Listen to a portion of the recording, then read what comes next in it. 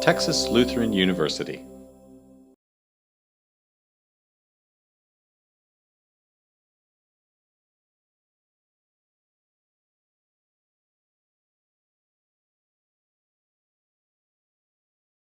Before we get started, I'd like to thank our VPAA, Dr. Debbie Cottrell, who she couldn't be here today, but her office and the Brown Endowment have generously supported this presentation today.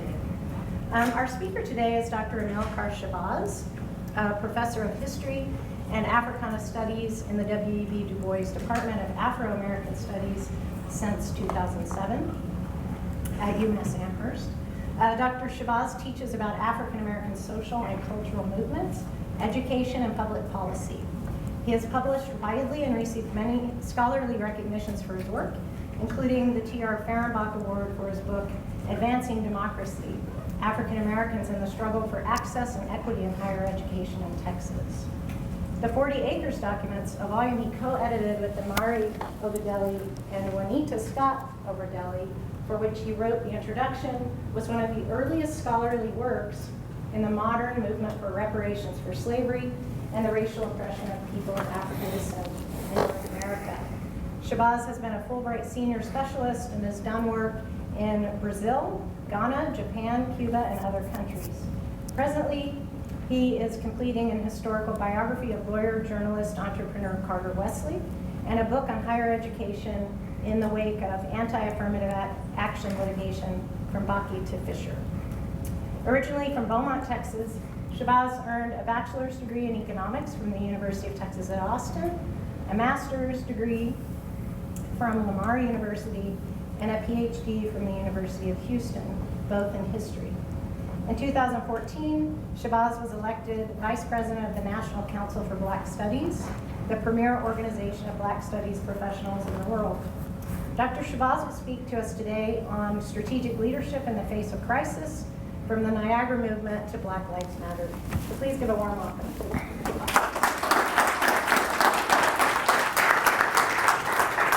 Thank you, Rebecca. Welcome, everyone.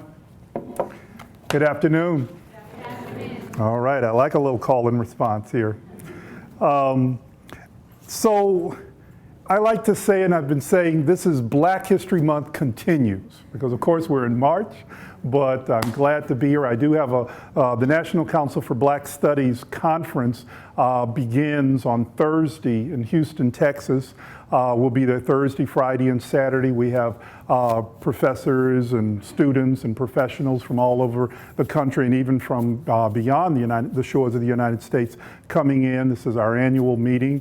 And since I was coming here anyway, I figured I could come and then shoot over here real quick. So we extended February over into March. But I also like to think, as an historian, the appreciation, the study of history and our ability to learn from it is something that goes on 12 months of the year, goes on all year long. So I'm glad to be here and kind of invade Women's History Month with some Black history. But hopefully it won't be so much of an invasion, and we'll see where I even have some interesting gender dynamics that I'll be talking about. Okay. So I am raising this question of strategic leadership in the face of crisis, from the Niagara Movement to the Black Lives Matter moment we are in today. But before we get started, I want us to listen to the voice of W.E.B. Du Bois, with whom I'll be discussing and referring to. So let's take a moment to listen. And then I made up my mind that knowledge wasn't enough.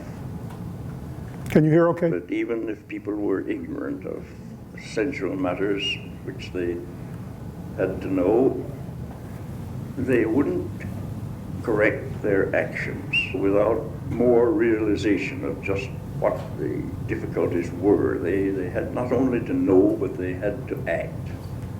And so I changed from studying the Negro problem to propaganda, to letting people know just what the Negro problem meant in what colored people were suffering and what they were kept from doing. I was practically compelled to make this change because the people who were supporting Atlanta University were a little uneasy about the way in which I talked about the Negro problem. And pressure began to be put upon the university to do without my services. I had begun to criticize Booker Washington, saying it wasn't enough to teach Negroes trades. The Negroes had to have some voice in their government. They had to have protection in the courts, and they had to have trained men to lead them. Well, all this together put such pressure upon Atlanta University that at last I resigned. I mean, they would have had to drop me if they wanted to keep the philanthropic gifts that were coming from the rich people of the North. So that I accepted an invitation to come to New York in 1910 and helped the National Association for the Advancement of Colored People. I had attended their conference in 1909. I became one of the incorporators and founders of the association. I came up in 1910 and was slated to be the secretary of the organization. But I didn't want to be secretary because secretary raises money and I couldn't raise money. What I wanted to do was to write and to talk. Okay. So with that opening, and you're able to hear there the actual voice of William Edgar Burghardt Du Bois. He's from up in my neck of the woods. I live in Massachusetts now, and he grew up in an area of western Massachusetts, not far from Amherst, known as Great Barrington. We recognize him as one of the great sons of Massachusetts. But let me take you a little bit back from the moment that he's referring to. He's talking about the start of the NAACP, but there is a movement before the NAACP that he is also a founder and leader of, and that's where we really want to begin our story. And of course, you were hearing there a little bit about the lack of academic freedom back in those times and the way pressure politics are played. But let's go back a little further in looking at this question of strategic leadership. So when we refer to the Niagara Movement, we're referring to a civil rights group that W.E.B. Du Bois and William Monroe Trotter, both Massachusetts men, Trotter as well, organized in 1905. The group included business owners, teachers, and clergy who comprised the initial meeting and that gathered at Niagara Falls, from which the group derives its name. I take you now into some of the papers of the Niagara Movement that was produced here. They put forward a declaration of principles. And by the way, the University of Massachusetts, where I located, where I teach, is the home of the Du Bois papers. We've acquired them back in the 1970s. We take care of them. We actually recently led an effort to digitize all of these papers, and I'll give you the digital address where they're available free, the facsimile, the actual documents, digitized, free to anyone. You don't have to, there's no paywall, no subscription for it. So here's this declaration of principles that outlines how when they came together July 11th, 12th, and 13th in 1905, that they were coming together in the spirit of progress, that they declare the right of African Americans to suffrage. We believe that this class of American citizens should protest emphatically and continually against the curtailment of their political rights. We believe in manhood suffrage. We believe that no man is so good, intelligent, or wealthy as to be entrusted wholly with the welfare of his neighbor. So manhood suffrage, of course, this is almost 2 decades before the amendment that grants women the right to vote. So what we're also seeing, we're at a place where African-American men have been systematically disfranchised in the country. So he's fighting, so that's one of the issues they're declaring in this, that this movement is organized for. Also, all American citizens have the right to equal treatment in places of public entertainment according to their behavior and deserts. So they're fighting the curtailment of civil rights. They're calling for full equality of economic opportunity. In the area of education, they're fighting for a robust K-12 public school system that develops the common schools or elementary schools of African Americans, that also provides more in the way of industrial education, vocational tech programs, as well as a few, he's going to say, a few solid institutions of higher ed must be patent to sincere well-wishers of the race. Courts, we demand upright judges in courts, juries selected without discrimination on account of color, and the same measure of punishment and the same efforts at reformation for black as for white offenders. So they want criminal justice reform. In the area of public opinion, they're trying to ask that we pray God that this nation will not degenerate into a mob of boasters and oppressors, but rather will return to the faith of the fathers that all men were created free and equal with certain inalienable rights.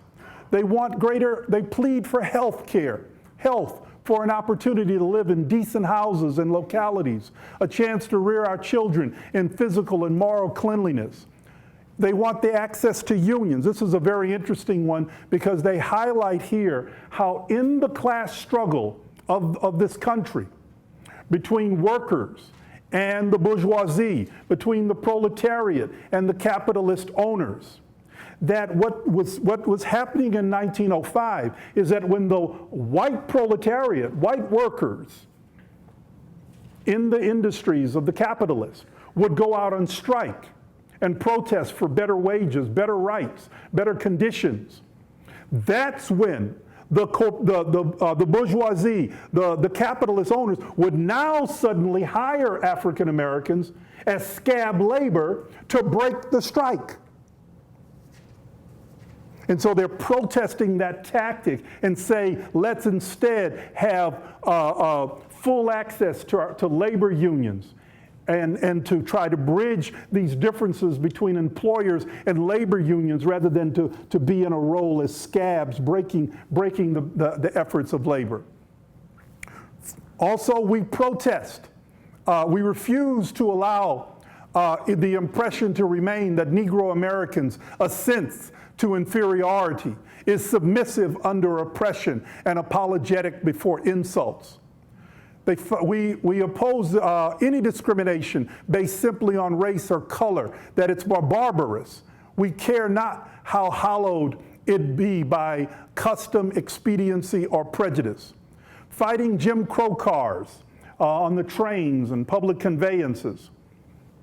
Also wanting equality in the rights of soldiers in the military, the ability to move up ranks based upon their ability, based upon how they prove themselves on the battlefield, have the ability to move up ranks, have access to all branches of military service.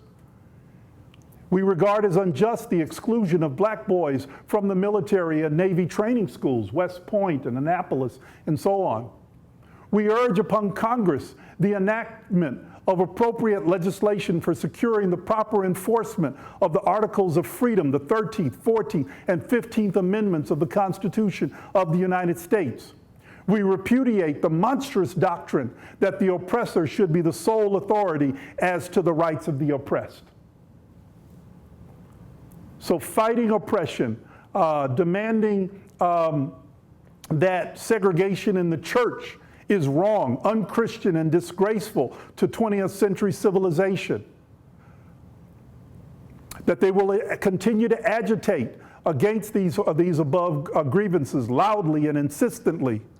And that they ask for help from all fellow men, from the abolitionists down to those who today still stand for equality, equal opportunity, and who have given and will still give of their wealth and their poverty for our advancement.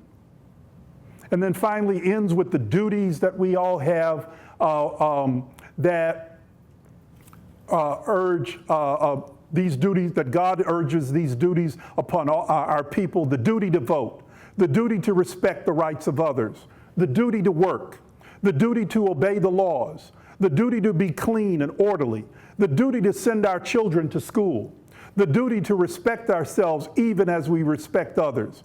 This statement, complaint, and prayer we submit to the American people and Almighty God. 1905. Declaration of Principles of the Niagara Movement. And here is where you can get it. It's credo.library.umass.edu. You will see a digital copy of the original articles. You can download it. You can have it for your own study, your own purposes. But let's move along in this and see who were the strategic leaders behind this whole effort in 1905. Well, it involves what is referred to in this document as the original 29. 29 men, all of them are here except two photos of two of them are missing. They attended the founding meeting of the Niagara Movement in 1905, held on the Canadian side of Niagara Falls because they couldn't find a hotel on the Buffalo, New York side that would not discriminate, that would refuse to give them any rooms, any accommodations. So they left the United States, went over to the Canada side of the border of Niagara Falls, and that's where they found accommodations. We even have the receipt and the bill of sales of some of their dinners and their lunches in our papers. And so here are all the different names. You can see Du Bois is right there at the center of it. But these are all men of color. These are all African-American men that are represented here as the original 29. And again, they're coming from the ranks of business owners, teachers like Du Bois, and members of the clergy. So, what do we have? So obviously there's some gender trouble here, right? And the reference here to the title of one of Judith Butler's book is not by accident. Now, I'll kind of come back to Judith Butler in a moment. So while the movement grew just in a year's time from the original 29 to 170 members in 34 states, in just a year's time, it also ran into difficulties. Primary difficulty: Du Bois called for the inclusion of women in the Niagara Movement, but his co-convener, William Monroe Trotter, did not agree. And so there's a bit of a rupture right there. Part of the compromise that works out, as we'll see in another slide in a moment, is that men were accorded rights as full members. Women were now admitted as associate members.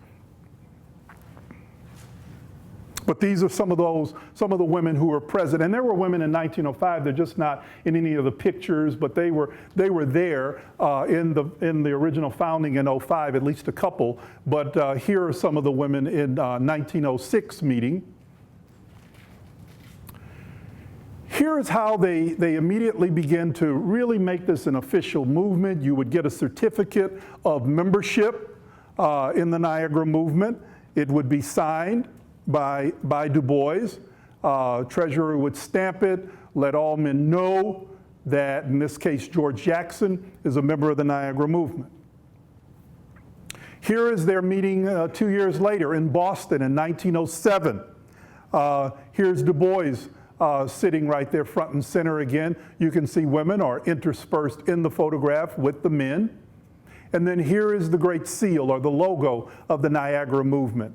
Anyone can maybe recognize from this what this is based on?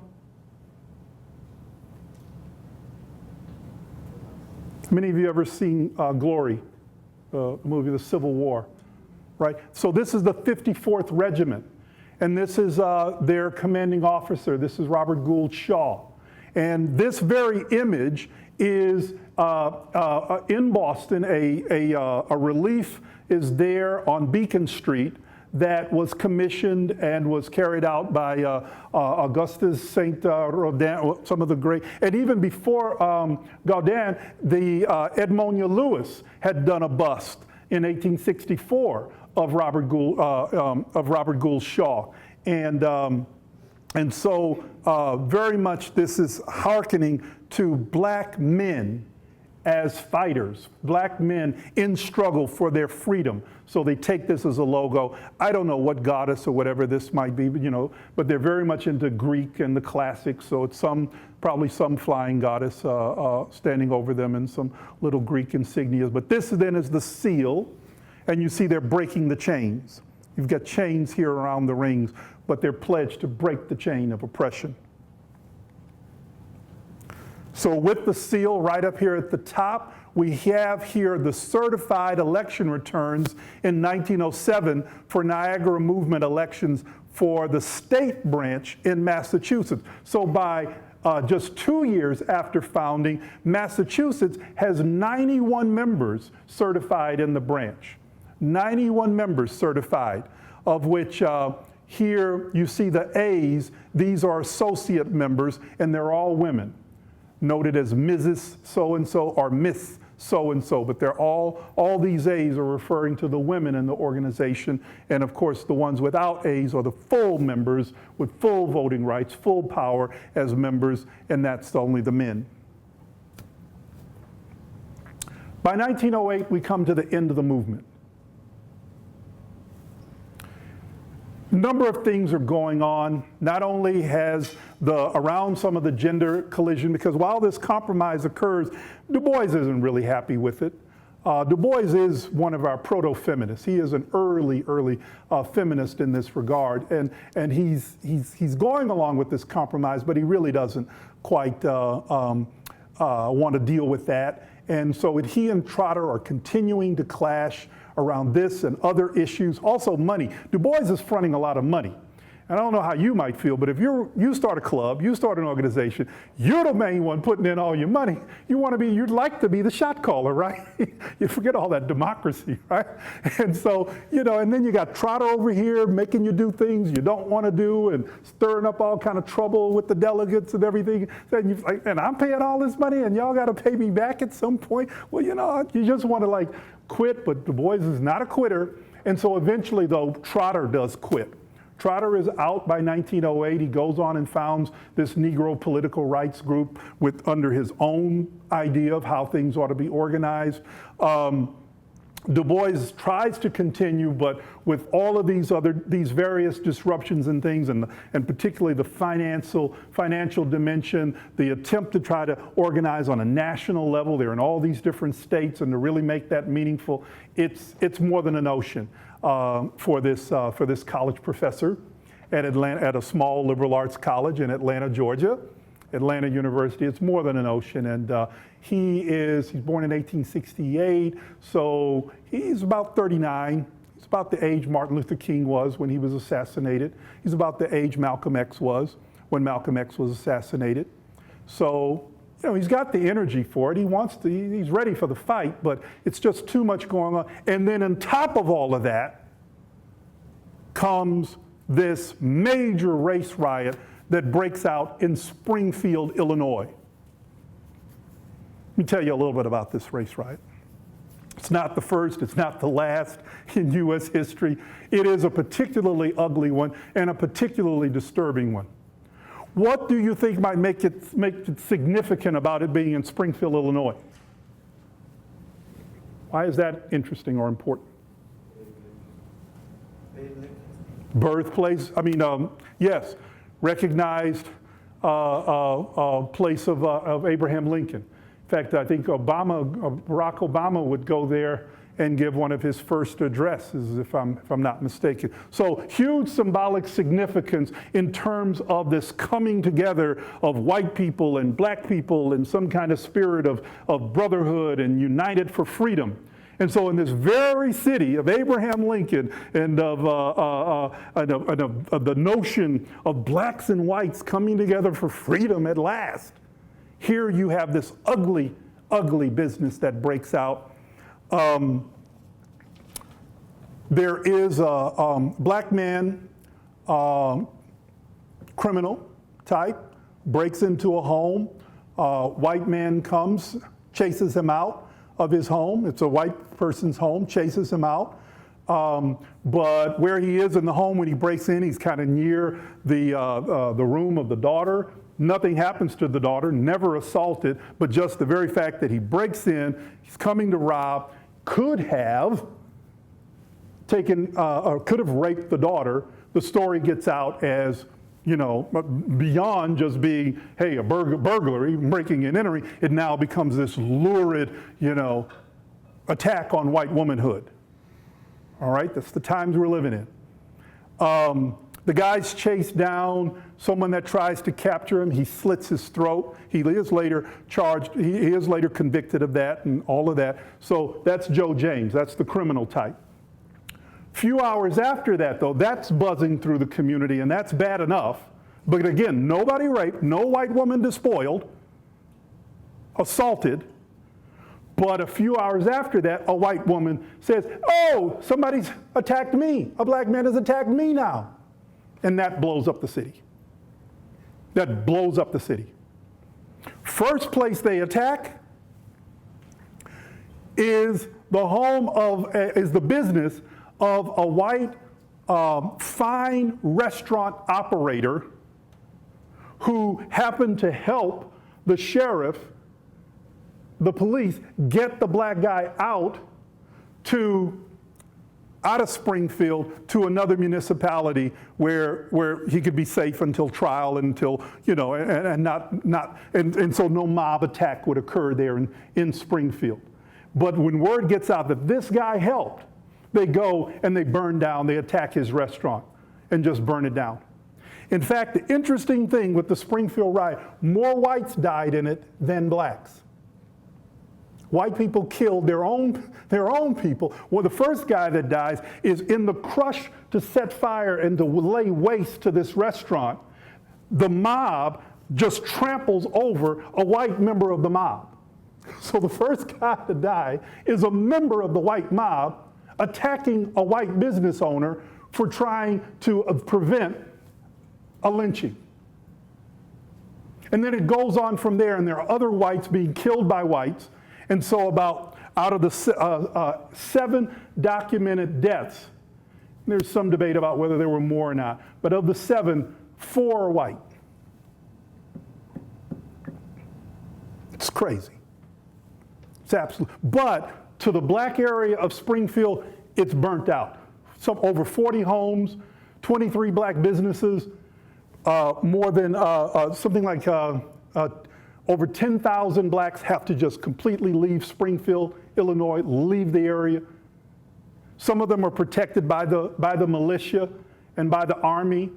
They are kept in an encampment and protected from being attacked by the mob. And finally, the state militia has to come out and quell things. 2 black men, 5 whites.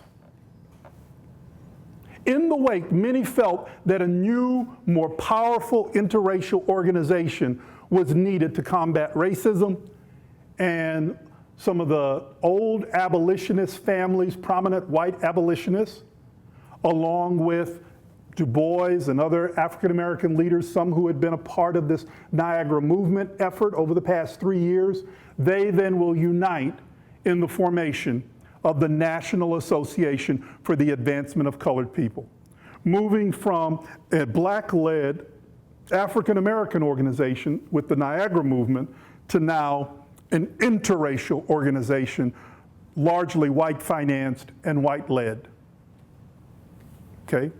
And as you can see, they asked Du Bois, as you heard in his statement, they asked him to be the general secretary, the top office, the face of the organization, but he declined because a lot of the activity of the face of that organization was going to be to raise money. You were going to have to be very careful in what you said and in everything you did. It's not like our current leadership, our current presidency, where you can still say anything that comes across your mind and it's not a problem. And here, in this case, the leader had to be very careful. Could not be speaking out of turn, could not say anything because you're representing the whole. And he didn't want those kind of restrictions on himself, and he felt like, I'm not the kind of guy to raise money.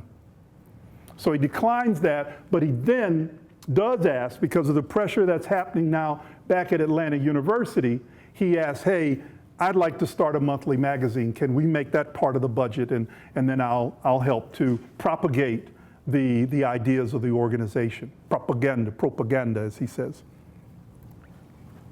So let's come to the question of strategic leadership.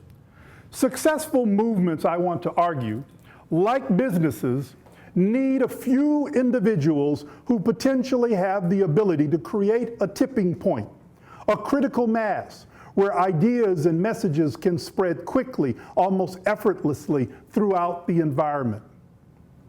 That's an argument I'm making here on the basis of a lot of literature, not from so much the historical side, but from management. Any business majors?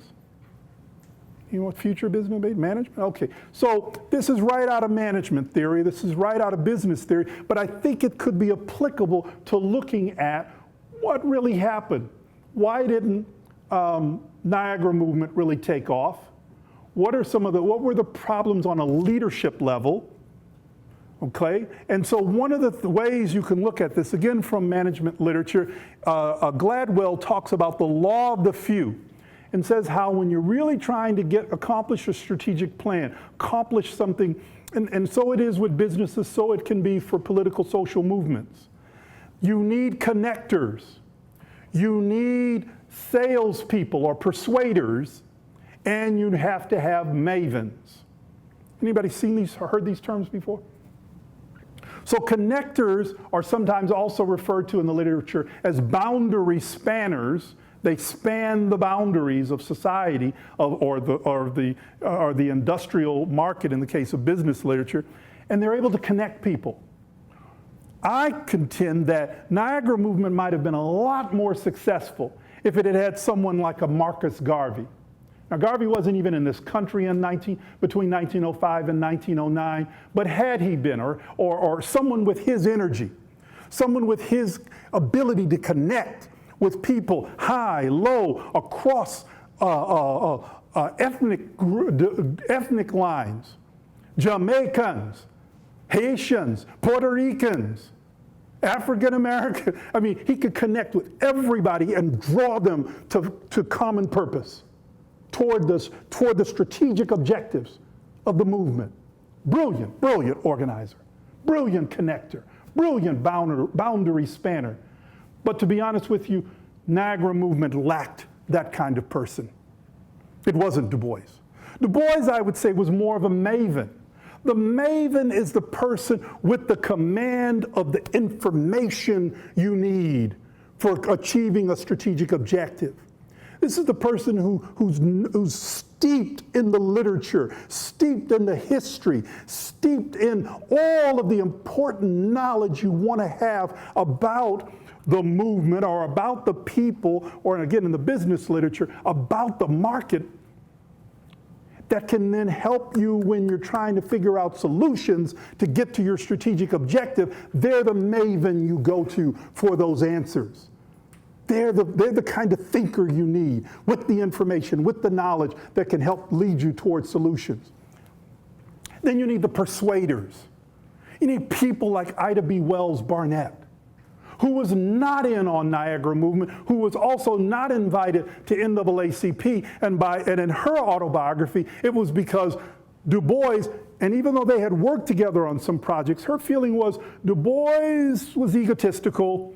Du Bois didn't want anyone who could kind of compete with him, and she believed that she was stricken from the list that was invited to be founders of the NAACP on account of Du Bois. Du Bois denies it. Du Bois said, she wasn't interested when the call went out. She excluded herself from being a founding member. But whichever the case may be, this is a person with powerful skills as a persuader. Her work had been in galvanizing an anti-lynching movement with her book, The Red Record, and going and investigating these cases of lynchings that were going on in the late 1800s and into the 1900s. And she was publishing this Red Record, quite a writer, quite a propagandist, very much a great speaker and persuader, goes all over the world. So you need these kinds of elements together to really have the kind of strategic leadership. And I think at that time, it was there that was also part of the Niagara movement's not being a sustainable movement. So let's jump ahead now to the movement for Black Lives, or the Black Lives Matter as a movement. And we raise the question here, how did three words launch? And this question is raised from an article, a very popular article that came out in Politico magazine, Working for the Validity of Black Life. I take this right from one of the websites. We are working to rebuild the Black liberation movement. This is not a moment, but a movement. And here you have a link to one particular network or movement network taking the name Black Lives Matter. There's actually more than one. There's not a single thing here. Take a look at some of these images since 2012 of Black Lives Matter activism.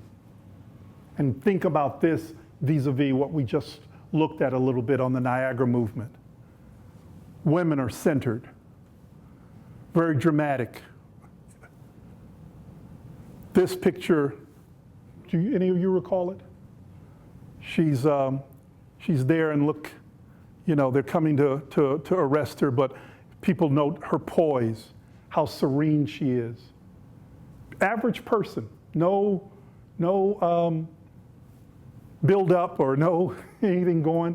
You don't even have her name anymore, but she is still out there working.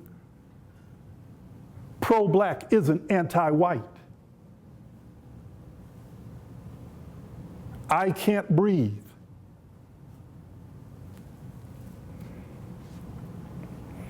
From another website, this is the movement for Black Lives.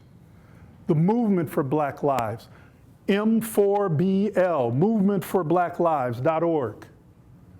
And here's their website, announces a platform, how to take action, how to connect in with the network, how to organize in your own area, all galvanized by a vision for Black lives. You saw the other declaration of principles.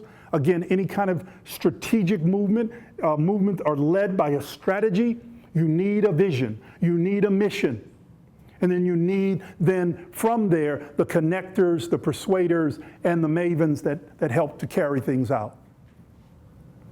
In response to the sustained and increasingly visible violence against black communities in the U.S. and globally, a collective of more than 50 organizations representing thousands of black people from across the country have come together with renewed energy and purpose to articulate a common vision and agenda.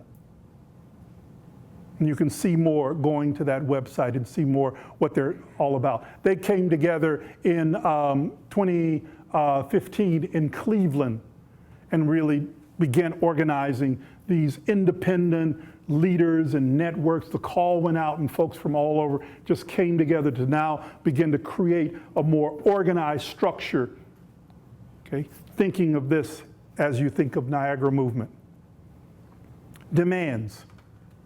Demands are listed in numerous areas in the war on black people: reparations, invest, divest, political power, community control, economic justice.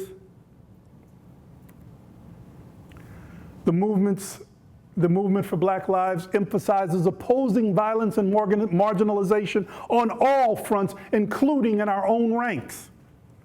Black Lives Matter affirms the lives of black queer and trans folk, disabled folks, black undocumented folks, folks with records, women, and all lives along the gender spectrum. It centers those movements within black liberation movements. Is this your great-great-great-grandfather's civil rights movement?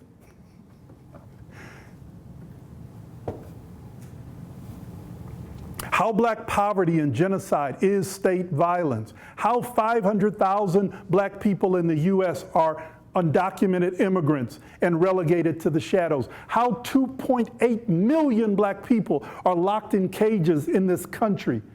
And this is state violence. How black, queer, and trans folks bear a unique burden from a hetero-patriarchal society that disposes of us like garbage and simultaneously fetishizes us and profits off us, and that is state violence. So again, opposing violence, opposing marginalization on all fronts, challenging even from within the ranks of the black liberation movement to deal with issues of marginalization heretofore not addressed or suppressed. What's next? This is for discussion. I'm not here to give the answers.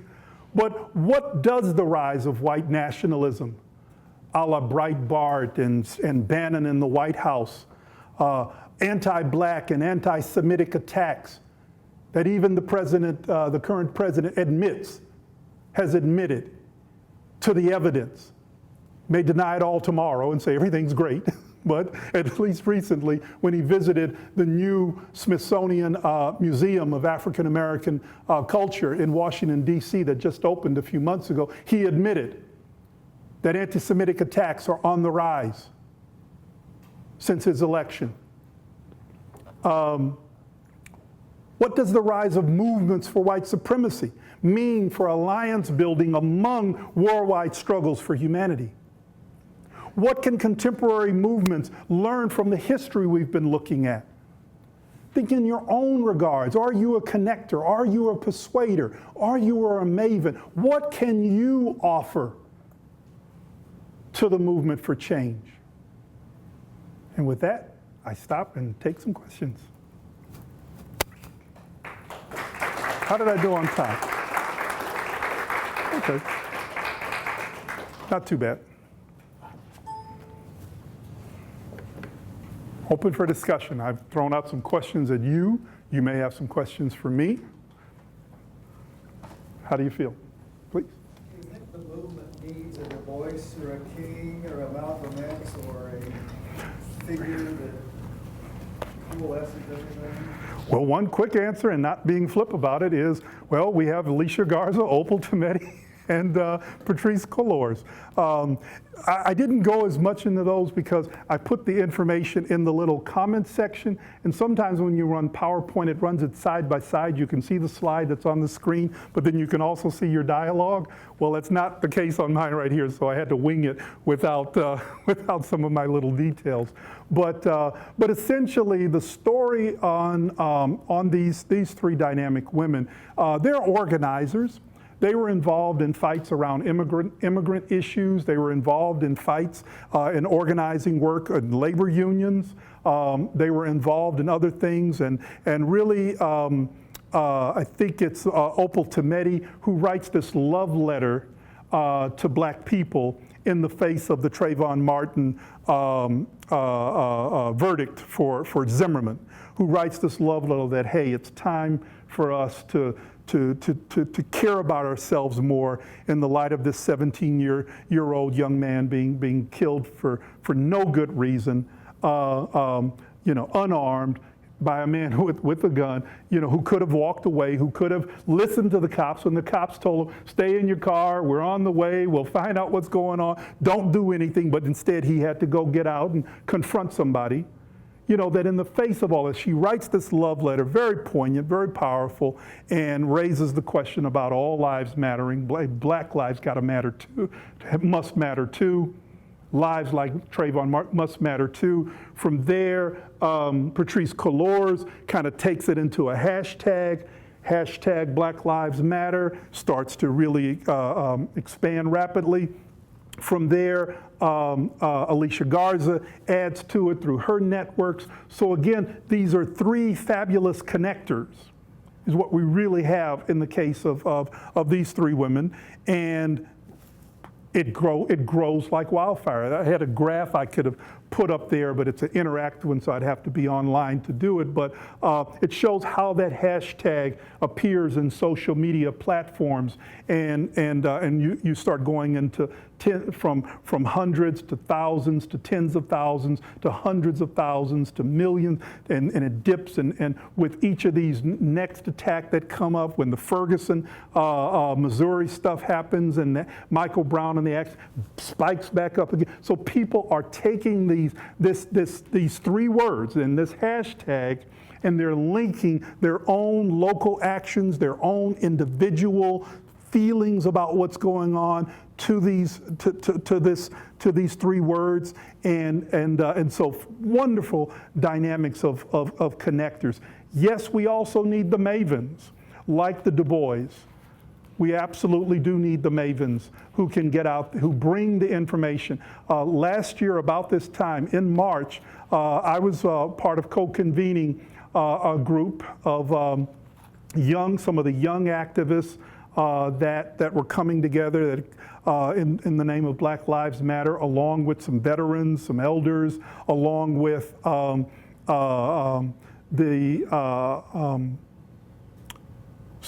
various academics who were doing research, as well as trying to link with the movement for Black Lives. And we all came together at UMass Amherst and started developing some of our own networks around these issues amongst faculty members. And so, we've got the mavens involved too. And you've got, high, well-known ones, even like a Cornel West, who's been very, very involved, deeply involved in a lot of this work. But I have to say, to fundamentally answer the question, that I think all of those can help give strategic direction. All of those can help to provide aspects of the strategic leadership we need.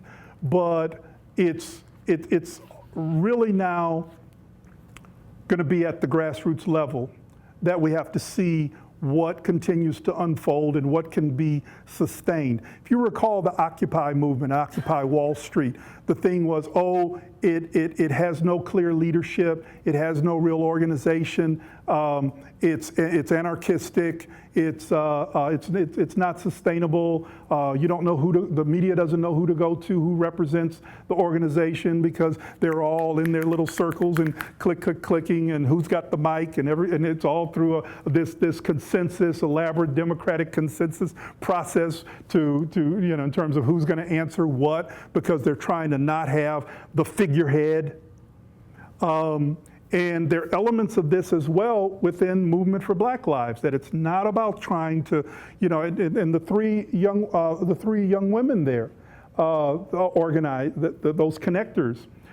They also have been very careful and very clear and conscious that it's not about trying to create a new Messiah figure, albeit a feminine or trans or whatever Messiah figure, that it really is about how do you activate, across the millions of people of this country, how do you activate the energies in a strategic direction, around a mission, around a clear vision for change. And so I guess my answer then in many ways is yes and no. Yes, in the sense that you do need some of those connective, some of those persuasive skills, and some of those informational knowledge skill pieces of strategic leadership for a successful, sustainable movement. But then no, in that owing a lot to the technologies and a lot to just the culture of today, there's not necessarily the need for that decisive, clear, MLK type figure at the head of everything, or Malcolm X, or anything like that. Yes. Uh-huh. Okay. So given that Black Lives Matter, the movement is more decentralized, I think Decentralized. Yes. Yes. Than a civil rights movement and the work from NAACP and others. do you think it's going to take for them to actually, then for us to see policy change or laws change or, more concrete social change, given it's decentralized diffuse type of characters? Good. Well, so there's an aspect of centralization that these sites that I mentioned, m4bl.org and Black Lives Matter, are trying to create, and that is in terms of a clearly articulated platform, clear statement of vision, of mission, clear action items that people can work on if they choose, groups can work on if they choose. And so the thing within your question that is an aspect of decentralization is that you don't have a command and control. Here in Seguin, here at Texas Lutheran, you all may say, okay, well, we want to work on this one, from the demands and from the policy statements and from the platforms. And you all are out here working, and you may connect in, and people can say, and they'll put on the web and they'll put on the social media, oh, if you're ever in Seguin, here are the people to connect with around the immigrant issues, okay? And that's good, and that helps y'all's networks to grow based on the channeling through these networks. But then, likewise, there might be policy items, 4, 5, 7, 8, 9, 3 that y'all aren't touching here. And so you begin to say, how effective, are we going to be as a movement if there isn't that kind of command and control? What you had in the civil rights movement, for better or for worse, however, although it did start in many ways with, ad hoc kinds of actions all over the place. So you have the Montgomery bus boycott. That's around public accommodations being equal.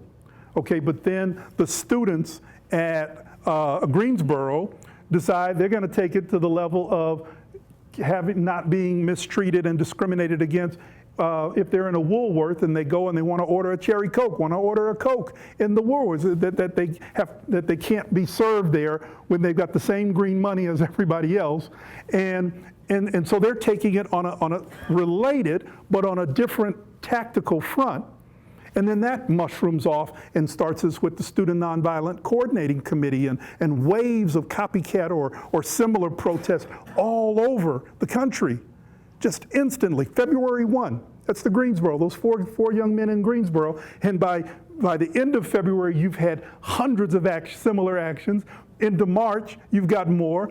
Then the Easter Sunday in April, they get together at Shaw and say, hey, let's create an organization off of this, and you get SNCC, and then it goes on from there, and it goes on from there, and it goes on from there. And John Lewis comes out of that as one of the leaders of the organization, but also Stokely Carmichael, Kwame Ture, several others. So we have to see how it will jump off, but in terms of the ability to affect meaningful policy changes, I think what has to happen, though, is some of the analysis and work that's going on now that is important. So, for example, one of the things you initially had buzzing around, give them cameras, more cameras to wear, give them, more this, increase the budgets of the police departments.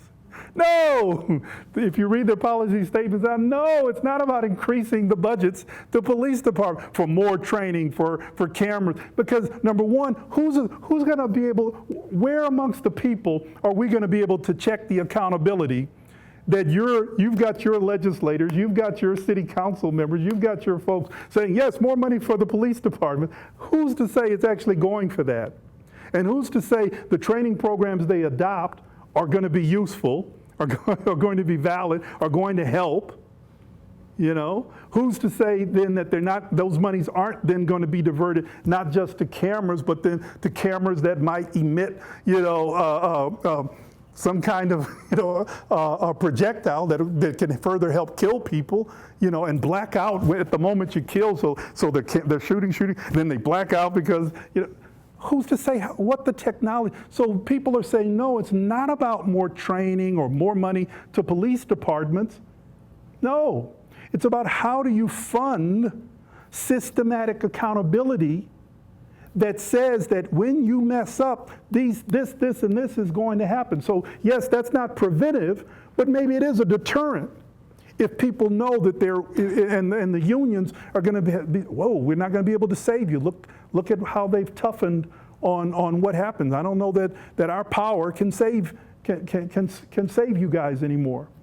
So it's got to be something different. So policies that are meaningful, policies that can really help to address the fundamental problems is going to be, I think, first and foremost, the important work, and that is a centralized thing, is then to develop those and then to get them out through the various platforms and networks and social media so that people can study them and say, hey, does this work for us? Is this what we think is going to push us forward? Come on.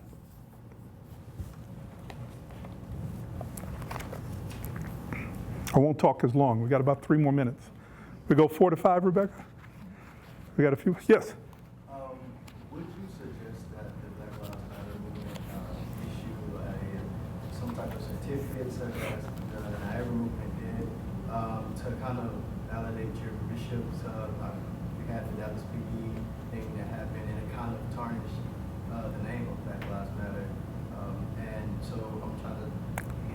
I didn't hear that quite that part. What was the tarnishing? The Dallas police Yeah. shooting. Yeah. And it kind of tarnished the name of Black Lives Matter. Unjustly, unfairly, because the person had nothing to do with the movement. Right, yeah. But it was someone who claimed to be part of the movement, and so we just have this open membership. Yeah. And so how do we kind of just validate that? It's a tough one. Certainly from the history, there was the certification kind of thing, and you got Du Bois' name right there on it. So, whether an NAACP, when it was later founded, it was card carrying. You'd get your card, you'd pay your $1, you pay your membership dues, and you kept it active. You'd get your card every year. So yes, that could be an answer, is to have some type of centralized body that vets and that analyzes and can uncertify someone if they begin to see that they're talking in a wrong direction or doing things in a direction different from what the movement is advancing. Because you can read through the links, and you're not going to see anything in there where they're talking about, let's arm up and let's go kill cops. So if that's not in the stated position, but you're out there talking about that and wearing your T-shirt, Black Lives Matter, you're decertified. You're not representing what we're about. Whether I think such a centralized kind of thing and that kind of command and control formulation is likely to emerge, I don't see it in the near term. I don't see movements move in that direction. I think instead what people are trying to say is, how do we keep a decentralized structure that at the same time is very effective and very clear in getting across to the broader public that here are our policies, here are our methods, here are our tactics, here's what we're all about. And that's never going to be perfect, but how do you create a strong way of doing that then can help you to withstand and when something does happen, go wrong or negative, that you're able to win the battle in the media, and when the Breitbarts and when everybody, and when the police unions, the Fraternal Order of Police, and the guy who, the black guy with the cowboy hat who was all at the, what's his name? Yeah, the sheriff from whatever city that was, and he gets out there and he's blasting you on Fox News, and, this is why we say this Black Lives Matter is all wrong. This is the kind of thing that you've got the contending analysis and information and points to raise that can effectively counter that in the public. So that guy can rail, and those other talking figures can rail all they want, but you've got your thing. I think it's more in that area than it's going to be in this kind of centralized, structure. I have a question. So historically, we've had a lot of movements that happen. Look at the civil rights movement. It was led by, obviously Rosa Parks was a big influence on it, but it was ultimately led by men. So do you think the Black Lives Matter is hurt by not having a central male figure? No, I don't think it is. I'm saying that because America's, I mean, I'm not gonna lie, it's a sexist country. It's also a racist country, but Hasn't been able to elect a woman yet to the highest office in the land, And so, despite every other country. and so, yeah, that goes to my point. So, would it be better if they had a central male figure or a central figure? No, and here's why I say why. I wasn't just being curt with that. I think, and as I've said, if you Google me and there's a program online on that I have called Difficult Dialogues, and what I argue there is it's about a culture change. It's about a cultural change and a cultural shift, and that ultimately it's going to take some time, but ultimately we're going to be stronger when we move away from from those masculinist, if I can use some jargony, but that masculinist, overdetermined kind of mentality toward a mentality that embraces everybody as leaders, that embraces folks across the gender spectrum as leaders. We're ultimately going to be stronger as a movement because, and while if you want to go sociobiology, if you want to go, just in terms of how we've been so propagandized in this country and continue to be propagandized in the media and in so many ways around men as the natural leaders and the real leaders, men quarterbacks, men coaches, men this, men that. So much is a part of our the civic culture, and that even women are kind of pulled into it. I think that we're ultimately going to be better by resisting that tendency and instead fighting to affirm in the way this movement is organizing, fighting to affirm that those that are marginalized, we're going to center you now.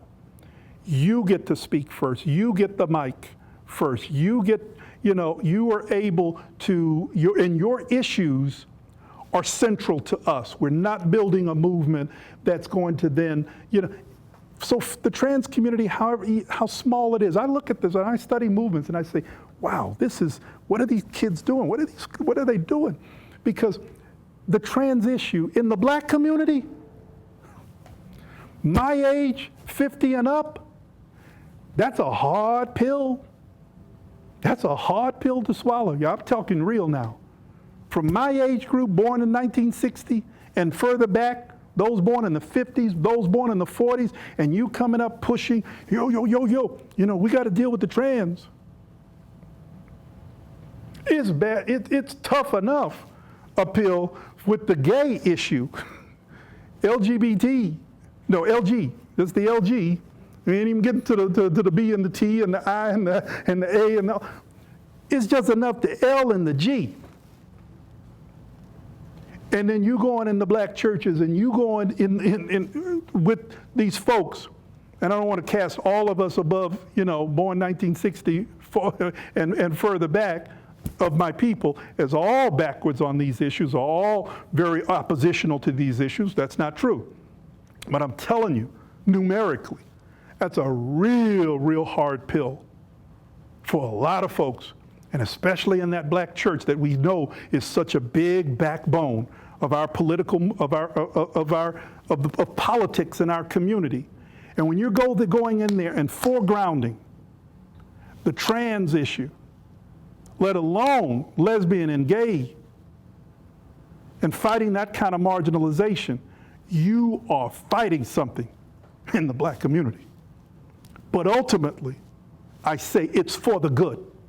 And it's going to make us a stronger movement, a movement that can't be divided and can't be set against each other down the road. And that isn't asking as a bargain for participation in the movement what was put upon people like James Baldwin back there in the 50s and 60s, that was put upon folks like Bayard Rustin, the great architect and the guy who really was the connector that brought about the March on Washington in 1963, a gay brother, Bayard Rustin.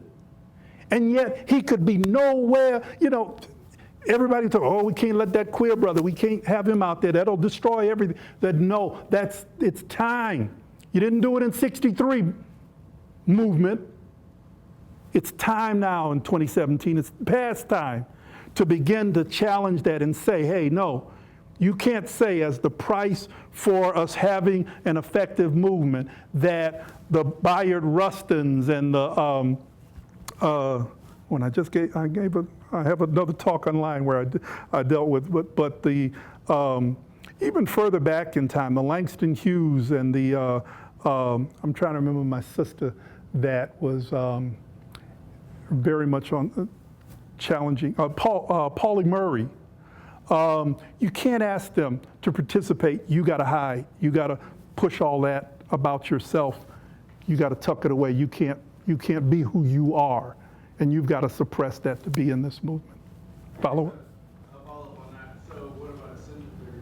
Because if you look, excuse me, races like Donald Trump, no matter. Thanks for coming, y'all.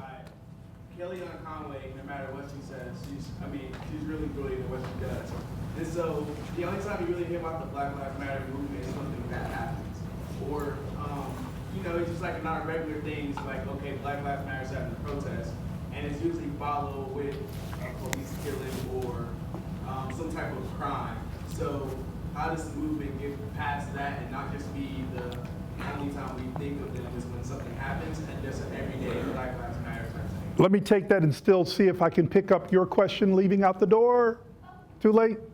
Did you want to get it? I know so many young people who are trying to sort of maintain an activism despite fear.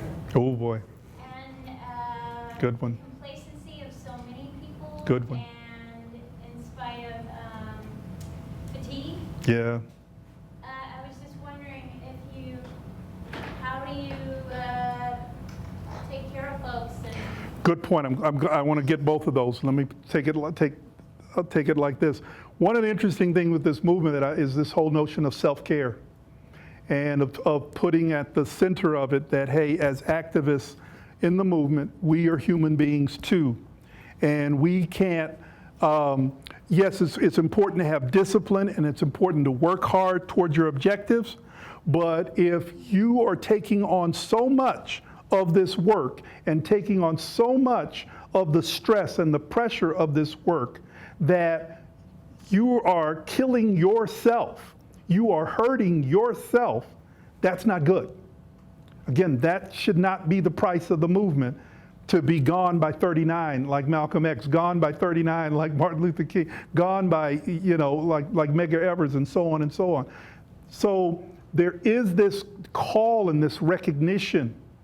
We come together in meetings, and I'm in that earlier generation, and man, we'd be in meetings and we'd be knocking down and dragging out with each other, and you're being liberal and bourgeois liberalism, and you're this and you're that, and we'd be attacking each other all night long, and then afterwards, and we're all stressed out from arguing with each other all night. Then what do we want to do? Oh well, we might go smoke, we might go drink, and more stuff bad for ultimately kind of harmful to our bodies after staying up till 2 a.m. in this heated, angry kind of fighting with each other, and then we're going and drink alcohol, and we're going and smoke and do drugs, do other cocaine, whatever. Not good, people. Just so that we can be active and jump right up tomorrow to go, with the rally. No. So I find this emphasis within the movement on self-care as one of its dynamic and positive features that I think can help to address that. So yes, you may not see this kind of high-level intensity every day by certain activists or by certain movements or organizations. It may look like they've gone quiet, but then boom, all of a sudden you see them back out there and effectively organizing something, and then they may go quiet again.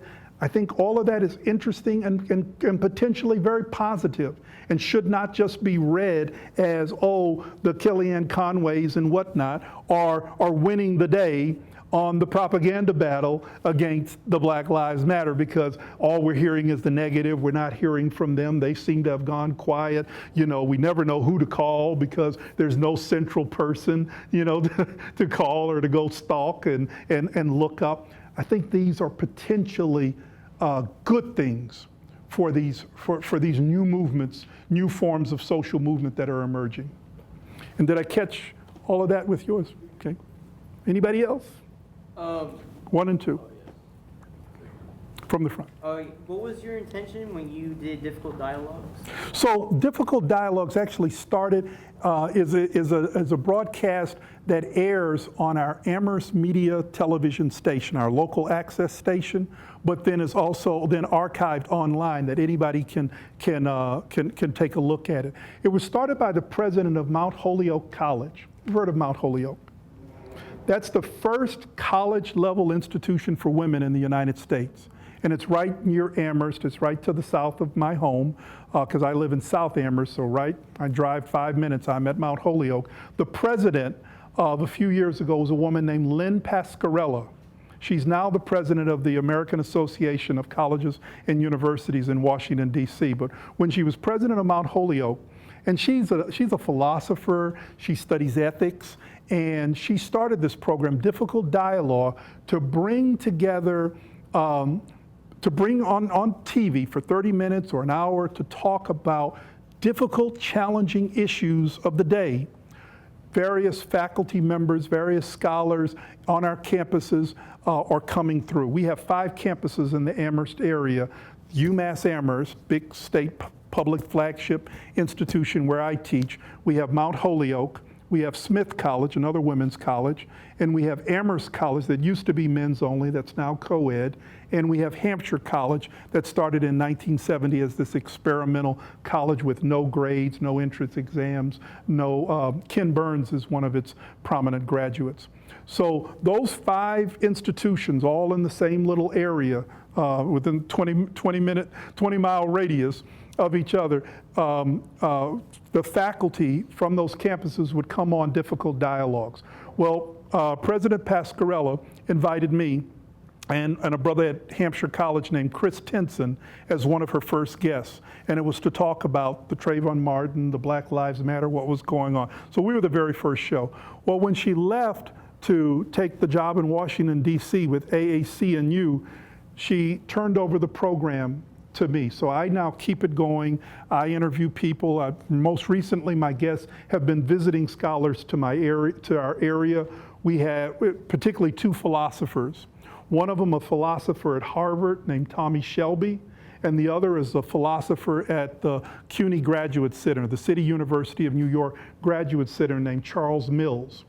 If you know much about the field of philosophy, these are 2 very brilliant, prominent, brilliant thinkers. Tommy Shelby just has a new book out about a lot of these matters we're talking about today. So we keep the conversation going, bringing out scholars to kind of tap those mavens of knowledge about difficult issues of the day, what's going on. So it's kind of a program that does just that. It taps in with those mavens around difficult questions of the day. Thank you. Sir. A lot of the opposition to the current civil rights dialogue seems to be coming from a position of fear, and particularly fear of loss, fear that we're somehow trying to take something away from them. What can we do, shift in our dialogue, shift in our public faces, I don't know, to try and address and alleviate that fear so that they don't think we're trying to attack them, take something from them? Okay. Help me there and play that a little bit with like the them and the what. Give me an example like of the them and the what. Well, what I hear down the ground levels a lot from the opposition to, in particular, Black Lives Matter, is this fear that they're trying to, that Black Lives Matter is attempting to take rights from white people, take traditions away from old family practices that isn't anywhere in the Black Lives Matter dialogue, but somehow that's what they're hearing. Mm-hmm. Mm-hmm. How can we address that and remove the appearance of that kind of attack? This may not be a direct answer or a good answer to your question, but one of the things that puts me in the way of addressing is what is the place and what is the role of white people vis-a-vis the movement for Black lives? and there is a role, and they are active in a lot of the actions of various chapters and networks of people. One of the ways is that folks have been developing, through these movements, have been developing the concept of allyship. If you as a white person are an ally of my struggle as a person of color, as a black person, as an African American, what is our political relationship there? I'm not talking about our social relationship. I'm not talking about, whether we go and we hang out, whether we intermarry, whether we date. I'm not talking about that. No, what is our political responsibility with each other? Okay? And they're working that out in some very interesting ways. In Massachusetts, for example, in the face of some of the national incidents, prominent incidents, there was an action I woke up to one morning. And I wake up every morning, get my little 12-year-old, he's now 12, ready to go to school and catch his bus. And I click on and kind of see what the weather is, kind of see, I don't have to worry about the traffic, but the traffic reports are given there. So I wake up and the traffic report's coming in. There's been an obstruction left in the highway on this major road in and around the Boston area. And what had happened is a group, in solidarity with the Movement for Black Lives, had gotten these huge concrete blocks on these trucks, and they get out there on the busy, super busy highway, and they threw these blocks down in the middle of the highway, and they chained themselves to it. Traffic is shut down until the police, the authorities can come and with the equipment that can either break these huge boulders without hurting the people chained to them, or that can lift these boulders and then separate the people who had chained themselves. All of those people who did this, they were white people. There was not a Black Lives Matter activist among the group. They already had a support group ready to support them with bail monies and things once they got to the jail. And further than that, they were mum. They had nothing to say other than our action was in solidarity, excuse me, is in solidarity with the movement for the validity of Black lives. Nothing else. No media interviews, no nothing. What's going on there? So if that's the movement taking something from white people, that's white people in behalf of the movement taking something from white people. No black people anywhere a part of that. So I just give that as one example, and I could cite many, many more where whites are involved in different actions. That was one form of civil disobedience. Very dangerous, could be viewed as very problematic. You have the scenario in that case, what about the ambulance on the highway taking a black person who's just had a heart attack, trying to get to the hospital, and now they have to divert to a longer route, potentially losing their life, okay? So we could go into counter scenarios to that form of civil disobedience, but again, that's been the case in all forms of civil disobedience. You can construct all the way back to Henry David Thoreau up in my state of Massachusetts saying I'm going out here and I'm not paying my taxes anymore because I don't want to support the war against Mexico, Mexican-American War. There are counter arguments to that. Well, but by your not paying your taxes, you're also hurting this, that, so you always got counter arguments. But I'm saying that that's just one form of civil disobedience. There are many other actions where whites are involved. They're not in the foreground of the movement. They're not in the foreground of the action, but they're there in allyship with the movement for Black lives. They're very much there. They're very much a part. It's white philanthropic foundations that are very much a part of funding some of the developments we see in some of the conferences we've had in Cleveland, some of the websites, and giving Opal and Alicia and Patrice funds to be able to write and to be able to speak and to be able to grow and to develop their activism, and others, not just those three, but other leaders in other states and other places. former President Obama tried to convene many of them to come to a White House summit. Some went, many did not. Again, part of decentralization. I can't tell you don't go, I'm not going. There's one young brother who represents, he's part of it, he went, and some others went. Others from Chicago particularly said, we're not going. And they had their reason. I could go into it in more depth, but I'm only saying, and that was all black. But there is white allyship that can potentially be the most effective way of answering to the white community that it's not about theft of some of your rights or theft of I won't say theft of white identity, but theft of your human identity, of something of you as a human being. There's not that kind of attack or theft going on. They can be, and I think that's the way a lot within the movement that they're trying to work it out now, is that many of the, within that white allyship, that they confront the issues in the white community, that some members of the white community are having against the movement. Y'all have asked great questions. This has been exciting for me. I appreciate it. For those who stayed, and for your questions, and thank you, Dr. Shabazz. Thank you all. For more information, please visit tlu.edu.